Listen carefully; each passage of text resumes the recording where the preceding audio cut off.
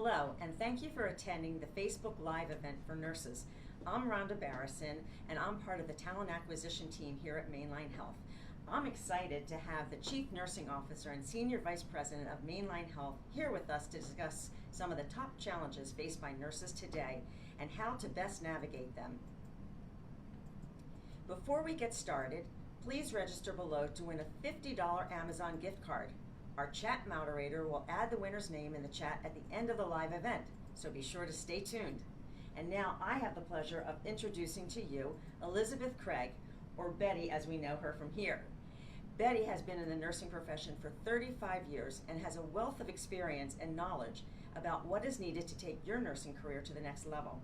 Betty currently leads and oversees over 3,000 nurses while focusing on safety, quality, and ensuring consistent standards of practice across the Mainline Health system. She holds her Doctorate of Nursing Practice from Thomas Jefferson University, a Master's of Science in Nursing from the University of Pennsylvania, Nurse Practitioner, Healthcare of Women, and a Bachelor's of Science in Nursing from Villanova University. If you're a student from any of these universities, Thomas Jefferson, University of Pennsylvania, or Villanova, let us know. We'd love to hear from you. Just put it in the chat. On a personal note, when Betty is not working and she enjoys spending time with her family and of course enjoying her Philadelphia sports. Go Birds! Thank you so much for joining us, Betty. Thank you, Rhonda. I'm excited to be here and really enjoy talking about our nursing profession. You know, currently many nurses are challenged and trying to define where they fit into our clinical practice sites.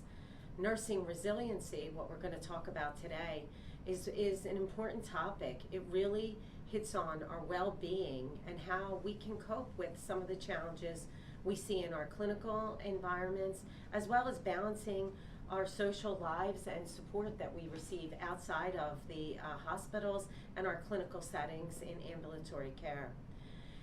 You may be surprised that 1 in 5 nurses following the pandemic left healthcare, and we've spent some time over the past 3 years trying to understand why, how, and what we can do as nurse leaders to support our nurses, to help them navigate through these challenges that maybe they haven't faced before. Many have heard unprecedented as a word that is used in our media, in our clinical settings, but truly the COVID pandemic created unprecedented change across all aspects of our lives. We saw recent increases in turnover that we have not seen before, especially as I look back over the past 35 years as being a nurse. We've had challenges. We've had times when we didn't have enough staff, we didn't have as many nurses graduating, but we're very fortunate now to have over 180,000 nurses graduate from our institutions nationally. That's a tremendous number of nurses. And so with that in mind, we also have to think about the interprofessional team, and nursing cannot provide clinical care effectively without all the members of our team. We've seen in this region 35% turnover of patient care technicians or nursing assistants. So the opportunities really are for the entire team. So what is resiliency and why are we talking about it? I think it's actually something that's really practical to our everyday lives as individuals. We need to have a certain ability to be resilient to the changes that we experience.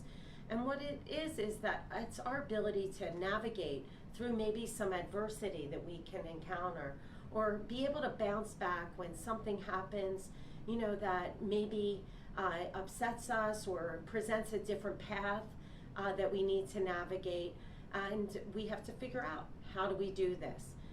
One important thing is that Mainline Health, as nurses are thinking about that, they're not alone.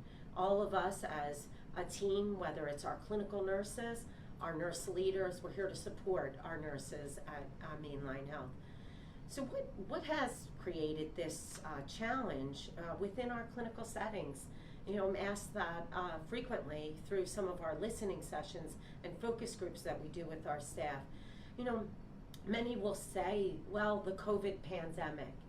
but I think it's really a broader change within healthcare across the country. And I'm sure many of you have experienced that, whether it's seeing a primary care physician, going to an office, getting an outpatient test.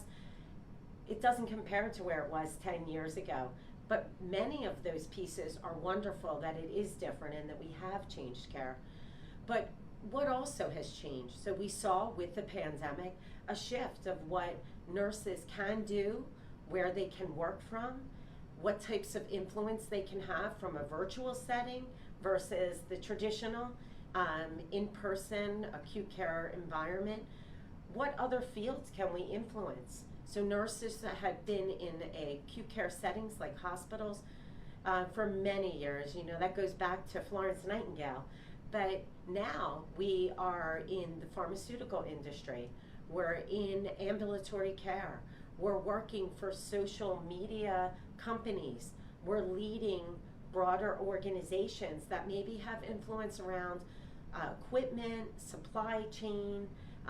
We're in retail pharmacy settings as nurse practitioners.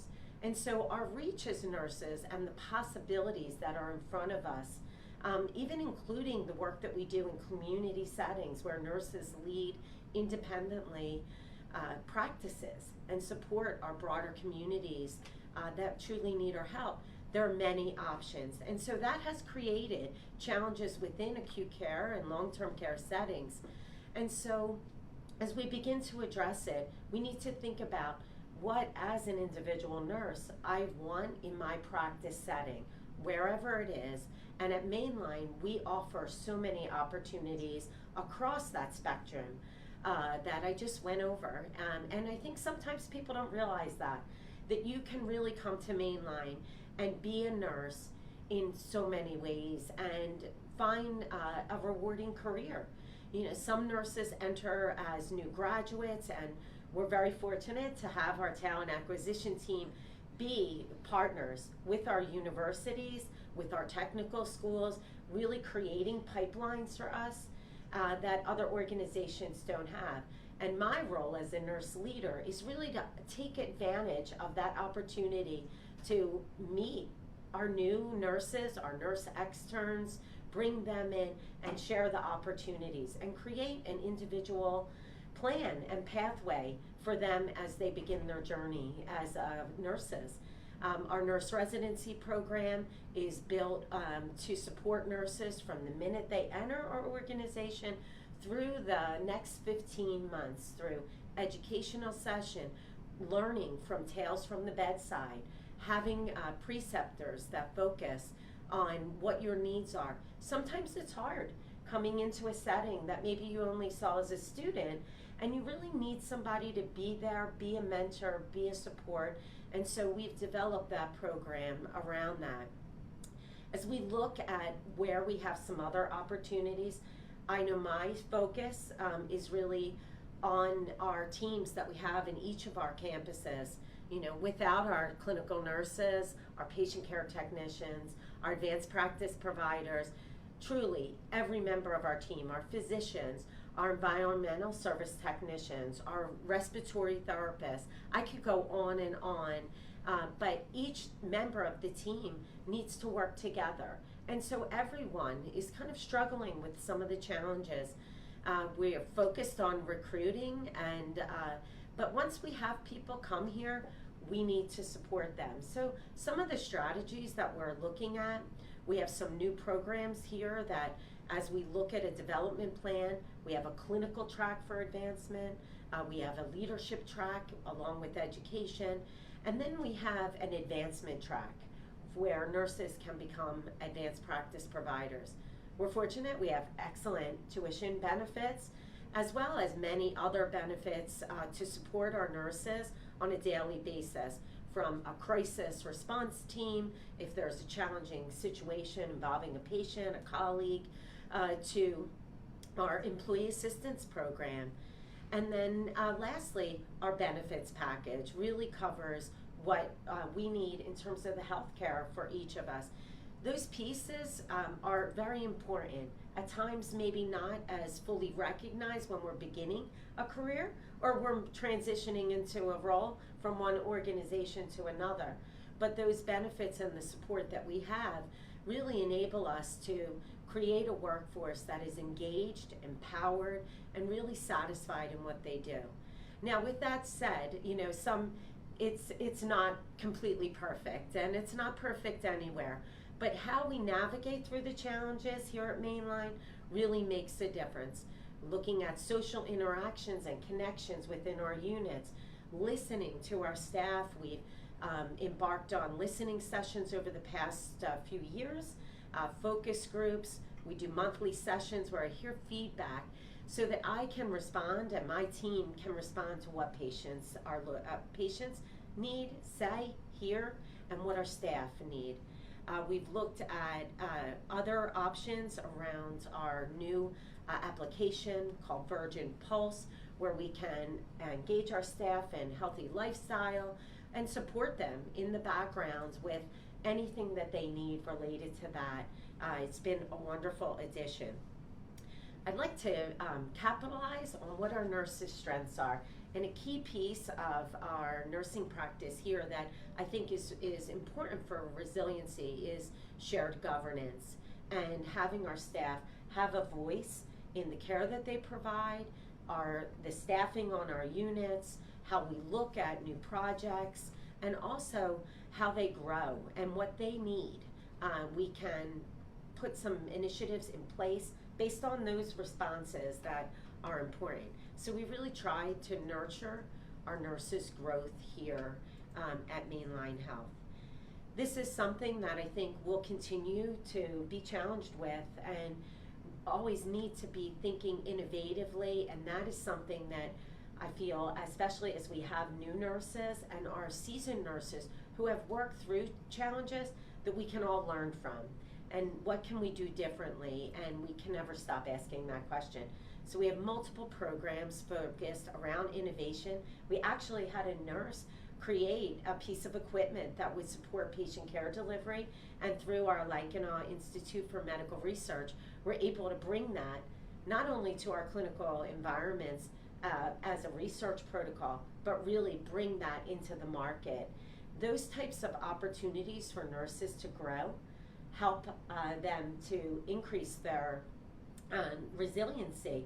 It may not sound that it's connected, but offering nurses and our entire team opportunities to grow and work in different settings and really tap into everything that they learn gives us, I think, an advantage as Mainline Health. Yes, it does. Yes, it does. So thank you so much, Betty, for sharing us the tips and how to stay resilient and learning the tips to be better prepared, because nursing and the nursing field is ever changing. And as you said, nurses can be so many different things than just at the bedside today. So with that, I believe that we've had some questions that I'm hoping that you'll be able to share some insight to. So the first question is, I started a new nursing job and I found I did not receive enough training before I was put out into care for patients on my own. What does Mainline Health do to make sure the new employees receive the proper training before working on their own unit? Rhonda, that's a very important question and really critical to not only our success in retaining our nurses, but also providing excellent quality and safe care to our patients. So what we do at Mainline Health is provide a tailored orientation. As I mentioned, the one example of a nurse residency, but we also, for experienced nurses, we have our managers and our educators sit down, create a tailored orientation over time, really depends on the experience. We provide modules in terms of education on specific areas of focus, simulation, and then clinical scenarios that we can learn from. Those orientations can range from 4 weeks for somebody that's very seasoned to 14 weeks. It really depends on the clinical setting, the individual, and the specialty that they're going in. We also have some programs where we we like to reference them as two-step or fellowships, where a nurse can begin in one area, for example, medical surgical nursing, but their long-term goal or even short-term goal is to go into critical care. So we begin the orientation with a focus around medical surgical, looking at prioritization of tasks, general care of patients, patient experience, and then begin to add on the fellowship concepts of critical care, advanced life support. We don't do that alone. To be honest, we need everyone. Our physician providers are part of our education as well as our advanced practice providers.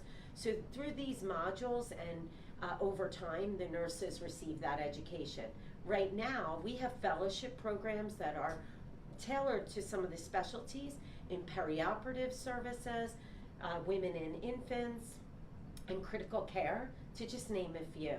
So that's really how I would think that we would help satisfy some of the questions that a nurse may have coming in. And that's wonderful because, as we all know, not everybody learns the same way or at the same pace. So to hear that, I'm sure everyone would agree that that's a marvelous method of getting somebody acclimated and feeling safe and secure that they can do their job and do it well. Another question that I have had is, I've worked in a hospital where they say there will be work-life balance, but I'm constantly asked to work overtime because we're understaffed.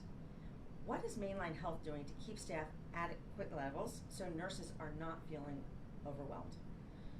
Again, I think something that is a reality to many clinical nurses, not just here at Mainline, but regionally, we hear this a lot. And so what are we doing? So we look at, one, working so closely in a very important partnership with talent acquisition, because recruitment is critical to that kind of entry and beginning, the first step, I'll say.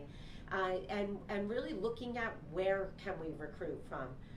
We try to leverage every organization that we can, that we think can influence bringing individuals. We have a wonderful referral program for our staff that are here that includes a referral bonus when they bring new members to our team. We have presence in all of our academic institutions in our region, and we extend out way beyond Pennsylvania to recruit members of our entire clinical team. We are fortunate to have a talent acquisition representative that I think pretty much lives on the campuses of many of the universities in here, and some may think that she's part of the student body or the faculty, but that gives us a wonderful leverage. Our director of education and our entire education team partners with our academic institutions. We have over 20 rotations for clinical nurses here. So we're looking at it from that aspect.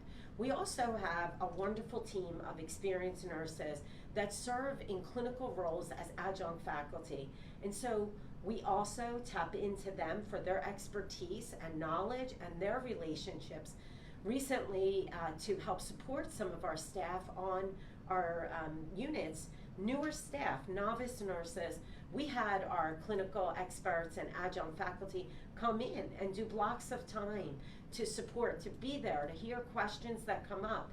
Because as you referenced, we can't capture everything that each person needs. So that's one way that we're trying to approach it. We also have what we call a generous education role. And so they are educators that had recently been clinical nurses, and they are on our night shifts across all of our campuses. Their role is to connect with all of our staff on a daily basis, listen to some of the concerns, help them problem solve and look at other resources, connect them in the unit with senior team that can help mentor them in certain areas, or maybe identify different experiences that they need. So for example, we have an IV team. Many new staff aren't as comfortable with IVs, so having that skill and spending time with them, our generalists are making those connections when I would say traditional nurse managers roles are not always here. our nurse managers, assistant nurse managers do rotate through shifts and weekends to really have a finger on the pulse, and that also contributes to how we support our staffing models, as well as our other educators that are primarily during the day. They are available and a resource for our team. Additionally, we're looking at our shared governance model. We have staff involved in a variety of councils, and that also helps us address staffing, because there's another piece in the balance of being a clinical nurse. It not just the direct care piece, which is so critical, but also being involved and engaged in problem solving and activities on your unit. So from a unit-based council to a hospital-based council, maybe around quality and safety, to a broader system council. One of the councils I think that really has supported our teams and helped us tremendously is our Healthy Work Environment Council. And I feel privileged actually to work with them across the system, and they have helped connect nurses on the units with leaders and leaders with nurses.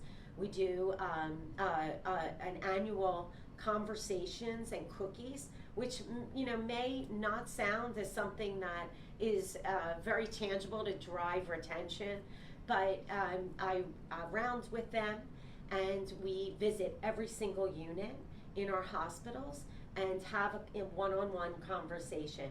And so as a leader, I learn a lot about what's going on, and maybe new programs, hear their ideas, a different focus that we need. Myself, along with our senior leadership team, our Chief Operating Officer, Barbara Wadsworth, our Chief Medical Officer, John Stallkamp, and even our CEO, Jack Lynch, we round monthly on all of our campuses, and we have leadership rounding from individual leaders as well at each campus that goes on. These opportunities are critical because we need to hear from our staff. They need to be empowered. Empowerment in those types of settings is really important to satisfaction, and also sometimes communication doesn't make its way down through every individual. We have 12-hour shifts. Some people work 3 days a week, some people work 4 days a week, so we look at that. And we want to touch everybody as much as we can. So that's another way that we hear feedback. That feedback helps us identify where we have gaps, and especially with staffing, as you mentioned, how we link that together to create a staffing plan, manage acuity on our units as it relates to staffing, look at where we need to add resources. And from that standpoint, over this past year, like many organizations, and actually past 3 years, we have asked our nurses to work extra hours to support our patients that are presenting. Our volumes are up tremendously, especially in our emergency departments. So we need resources to manage that. But we've also looked at ways and learned from our staff different ways that we can improve processes, make changes so that their work can be easier. I read something recently where around 40% of nurses are frustrated by the toll that managing through some of the processes brings to them every day. And so that feedback comes to us, and then we work to change the process, which is really important. They don't get to spend a lot of time with their nurses. I recently read a study that said out of 12 hours in a day, only 37% of that is spent with patients and families. And so hearing that feedback and looking at that also helps us think about what strategies we can use. At Mainline Health, we have what's called our System Travel Agility Team. We call them STAT, and that's our STAT nurses that travel, whether it's 2 hospitals up to 5 hospitals in our health system. We developed that program probably over 18 months ago, began with a slow recruitment, and now we have over 200 nurses in that program across all specialties. So what has that done, and why is that important? That's allowed us to have additional staff to go into each institution and specific clinical units. You know, I mentioned our ED volumes are up, really supporting our ED staff and having nurses that could go into those environments, medical, surgical. We've also leveraged technology. We have a virtual care operations center that is looking at staffing across the health system and really identifying where resources need to be placed. We have what's called Virtual Buddy that helps us from a virtual standpoint observe patients. And so in our settings, we have patients that need close observation. This Virtual Buddy program assists us in a way that we have patients that can be viewed via a video that do not require an individual to be present. So we absolutely still have individuals that need to do close observation for very acute patients that fall into our criteria, but having another tool that we can leverage gives us more resources at our bedside. And probably the most exciting program that we've been working on this past year is our virtual nurse program.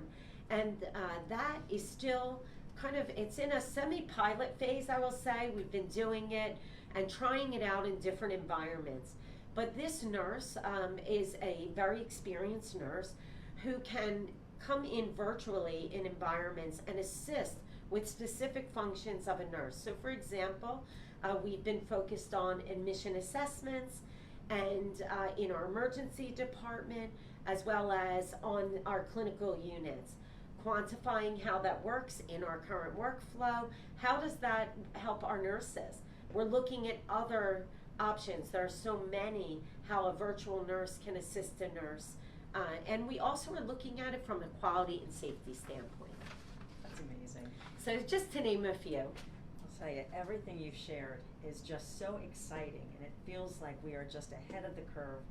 And all it boils down to is something so important to all of us, and that's patient care, patient experience, satisfaction, and quality care. So I'm thrilled, and I love hearing all these new exciting things and what technology can do to help us. So another question that has been asked of us at times is the idea of being able to move into leadership. You know, what advice, because you've certainly run from the beginning all the way up to where you are today, what advice would you give someone that is maybe at the beginning of their career, maybe they've had 2-3 years of experience? A very good question around that, because I think it's important. I think our nurses do want to grow, and I want them to grow here at Mainline Health. And so some of the areas, one, we look at mentorship. You know, I feel privileged and honored to have been a mentor to many nurses and nurse leaders over the years, and really understanding, it starts with that, understanding where nurses want to go. I think that we, from a clinical standpoint, we have a clinical advancement program we call our clinical ladder, where nurses can go through different levels based on their expertise that they have, their education, their involvement in activities on the unit, as well as in our community. That program allows our nurses, and even through our educators and our other leaders in the organization, to graduate into those programs. That program is not only for nurses, it's actually for our technical roles as well, and we have that in many settings. So it's really very well developed. I think understanding where they want to go, it's important to know not everybody wants to be a nurse manager, although I would love that and become a nurse leader. But I know myself through paths that I've traveled, you know, engagement on the unit, being involved in shared governance and unit activities is the first step to understand, you know, what's going on outside of the care that you're providing every day. Additionally, beginning to think about, you know, do you want to look at educational opportunities? Is that what's in your path? Or is there a different focus that you want to take? Maybe you have more of an interest in informatics. These days, we cannot do without our clinical nurse informatics team. So there's, understanding the individual. And actually, even for our leaders, we spend a lot of time, if we know someone is interested in leader, we offer a wide array of leadership programs. We start with Aspire program that is for individuals that just not sure what they want to do, but they think they want to be a leader. And then we look at leadership essentials where there are tools for leaders. Maybe they need to learn about how to manage finances within a clinical setting, budgeting, or communication, which is so critical. What are the best ways to communicate? How do you engage a team? How do we have some difficult conversations? So all of those sessions are available, and then we look at really past that as fellowship programs and community and national involvement, and how we can help that. In nursing, for example, many of our nurse managers and nurse leaders have been involved in national organizations and educational programs that have really benefited us and our teams here. So many opportunities. I always say the best thing for any nurse to do is have that initial conversation with the nurse leader that you work with. Doesn't necessarily have to be your nurse manager, could be the nurse educator, really could be a nurse that is in charge on the unit. How did you get there? And then come back and help us figure out the pathway. That's excellent. And we know in every field, having a mentor and someone to go to is such a help and such a gift. And it sounds like our leaders, our managers are so open and wanting to help everyone grow.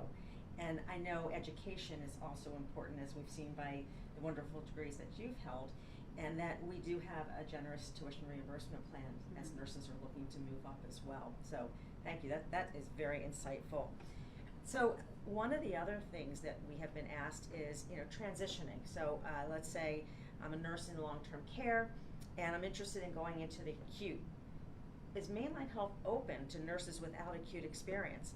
And what suggestions would you have for someone like this? And is there a unit you would recommend they start in?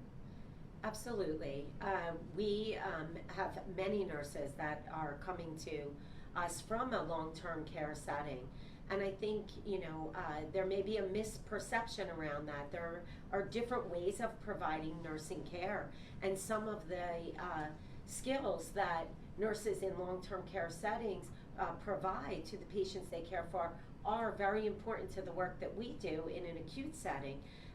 Of note, many of our nurses have asked us questions around the BSN requirement. We are open to nurses that come in with different entry programs, not in that our introduction, but I started as a diploma nurse and then achieved a bachelor's degree and spent many years in education, but I actually enjoyed it.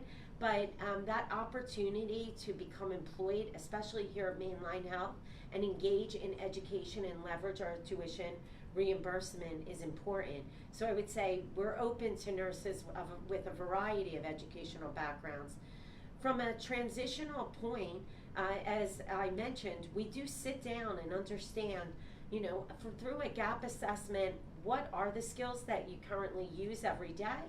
And what are the skills that you need? And how can we best help prepare you to be comfortable in an acute care environment?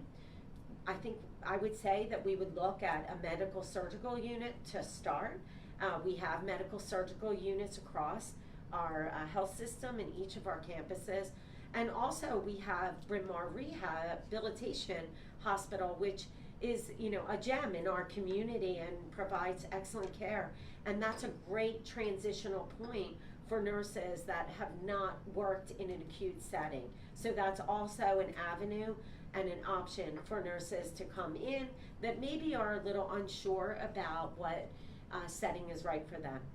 And then once they are here, we'll provide the additional education and plan if they would like to advance into a higher acuity environment, whether it's telemetry or step down critical care, or even into our specialties.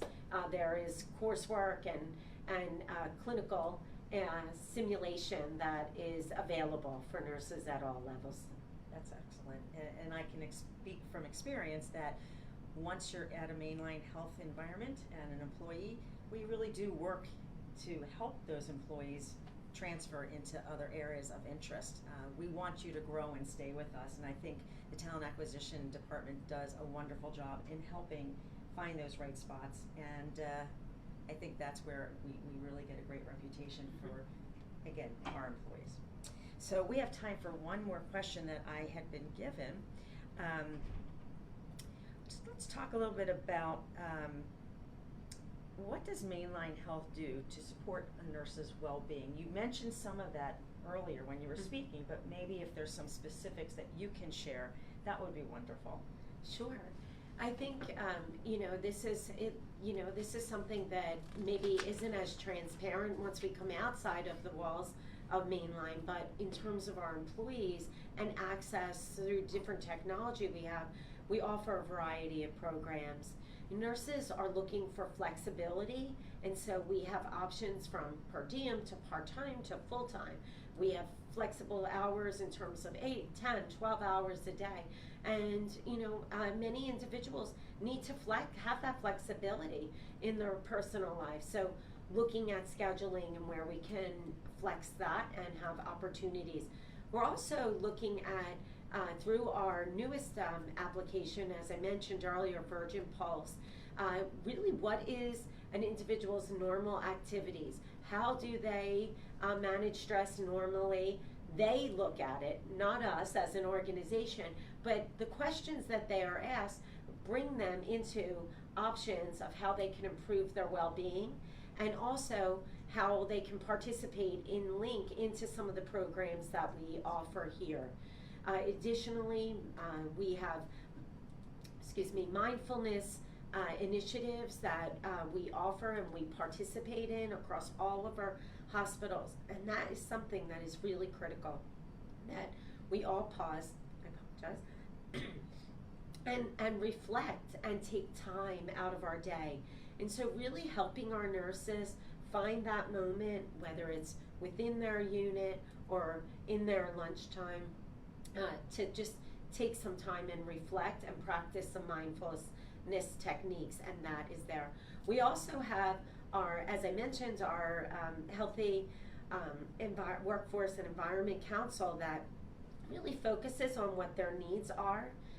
We have massage therapy that we participate in. We offer Reiki to our patients and our staff. We have educational sessions on topics that are relevant to well-being. We engage our teams in activities, whether it's through monitoring steps or healthy eating opportunities with nutritional consults and dietary support as patients are navigating through that. And we try not to have so much burden that people, in terms of their scheduling, are not getting enough rest and time off. And that's been challenging. But we continue to work with that. I think one of the things, we are on a journey in finding the right tool, the right mix, so that people can access the services. Yeah, that's excellent, and thank you. And as we all know, what works for one person isn't necessarily what is needed for the other. And that's where I've signed up for Virgin Pulse already, and I'm really enjoying it. So I think it's a great tool for our employees to utilize. So great discussion today, and I do want to thank our Chief Nursing Officer of Mainline Health, Betty Craig, for her time and for leading such an important conversation for us. If you're interested in joining Mainline Health team, we've provided,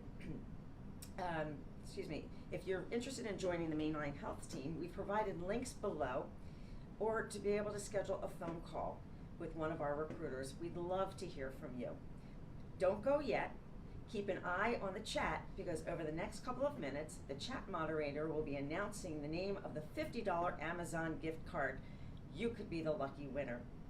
If you're looking for a nursing career opportunity where we value diversity, inclusion, and value everyone in a supportive, shared governance culture, join our talent community. It's at www.mainlinehealth.org/careers.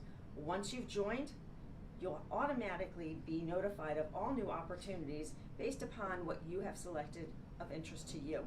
It's a great way of never missing out on an opportunity here at Mainline Health. So again, thank you, and make sure you stay tuned to hear the winner.